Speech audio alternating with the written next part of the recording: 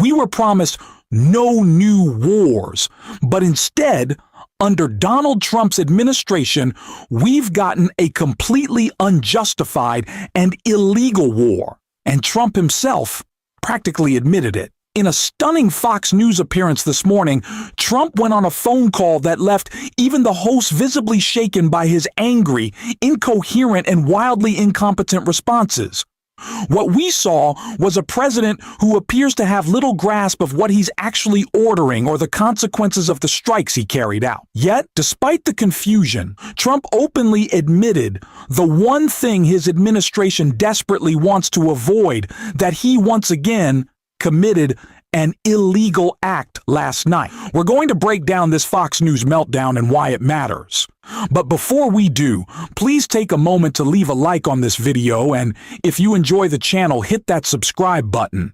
It genuinely helps support our work. Before getting to the moment where Trump stunned the Fox host with his shocking response about his actions, we need to start where Trump did. Attacking Democrats simply for pointing out how unconstitutional and unlawful this escalation actually was. You're already getting reaction from members of Congress on both sides. One Democrat, Jim McGovern, is saying that you did not get authorization from Congress. And he says Trump just launched an unjustified illegal strike on Venezuela. Wanted to get your reaction to that. Well, look, these are weak, stupid people, and they're trying to save themselves from almost destroying our country. If I didn't get elected, our country would not, I don't even think we'd have a country right now. We were heading down the path of destruction. We had inflation. We had high prices. They're the ones that caused high prices, not us. We're bringing the prices way down. We have oil now in many places, $1.99 a gallon. And, you know, when you do oil, everything follows, but everything is following. But no, they would have destroyed our country. If we didn't get elected, if Kamala or a Joe type got elected, if that group got elected, but if Kamala got elected, I don't think at this point we would even have a country. We were laughed at all over the world. The money was flowing out. Everybody was leaving. The companies were leaving. The people were leaving. The wealth was leaving. We have $18 trillion coming back into our country, the biggest number in the history of the world. I expect a strong and serious response from congressional Democrats, similar to how Mark Kelly, Jason Crow, and Alyssa Slotkin reacted when they believed Pete Hegseth was prepared to carry out illegal orders. That response should be simple. Refuse to comply. People like this only understand fear and consequences, and that is the only way to stop further unlawful actions. Everyone involved needs to know that whether they are following illegal directives from Pete Hegseth or helping Pam Bandy obstruct justice, they will be held accountable. That is the only way to prevent this from continuing. But Donald Trump is now framing this as a Democratic problem, blaming Democrats for opposing what is clearly an illegal invasion. An invasion with no real justification other than the excuse Trump himself openly gave right here. And it is exactly the kind of excuse you would expect from him. The countries that negotiate with Venezuela for that illegal oil are already starting to suffer. What do you see as the future of Venezuela's oil industry?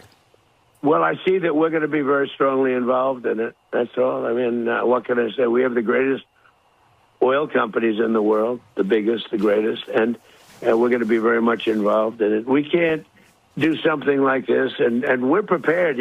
Like much of his thinking, which is weak and poorly thought out, it feels like he's once again latched onto a single word and built everything around it. During the campaign and into the early days of this administration, that word was tariffs. He just liked repeating it. Now, the word is oil.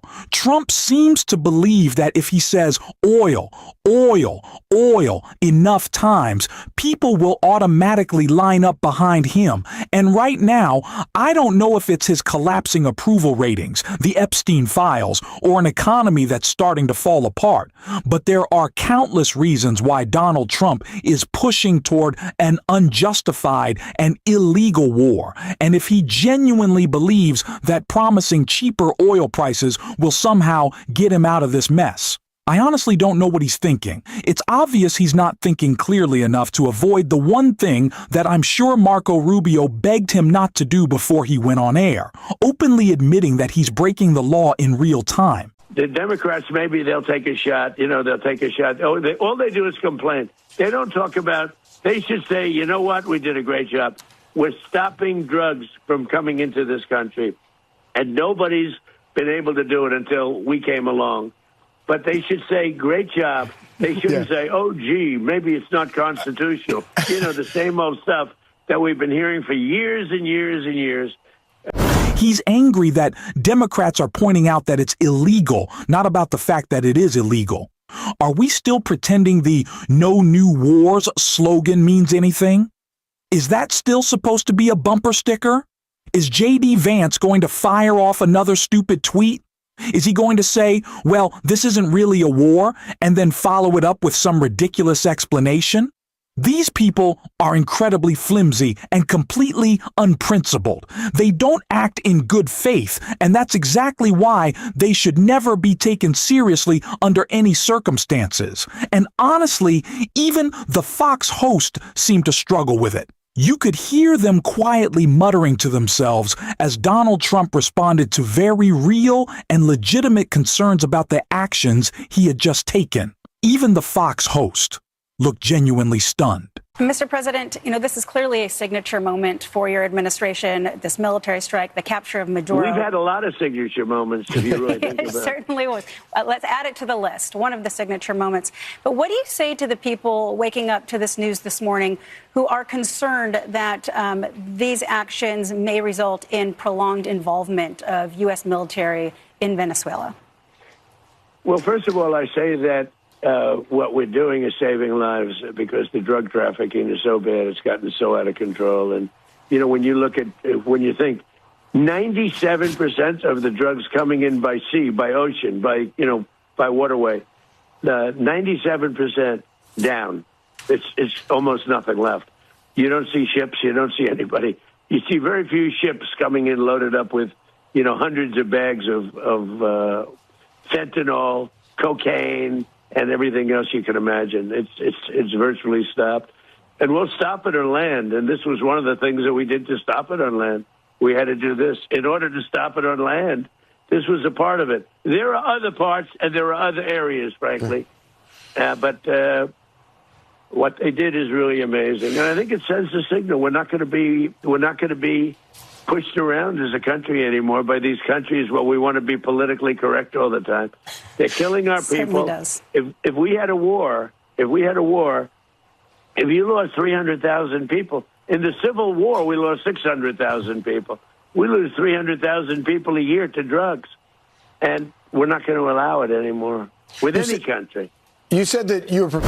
You can hear them quietly murmuring, almost like they thought their microphones were off, while Donald Trump, throughout what I'm not even sure qualifies as an interview, was ranting and rambling. They sounded confused, which honestly makes sense, because there was no real purpose to any of this.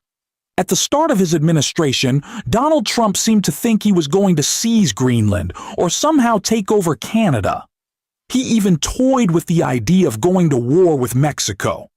Trump believes he can justify these actions, but he simply can't. And just because the light helping record this video suddenly went out doesn't mean I think that's some sign Trump is listening to us, though the light did shut off and, hey, maybe Kash Patel hacked into my hotel room. But seriously, it's insane to think that people still believe this and are willing to go along with whatever they're being told, trusting figures who have shown they can't be trusted at all. The flip-flopping is painfully obvious. They've reversed themselves on every so-called principle they claim to stand for. It's embarrassing, and it really just shows that right now, Trump seems far more concerned about a base that's splintering and falling apart than about anything else related to his approval or leadership.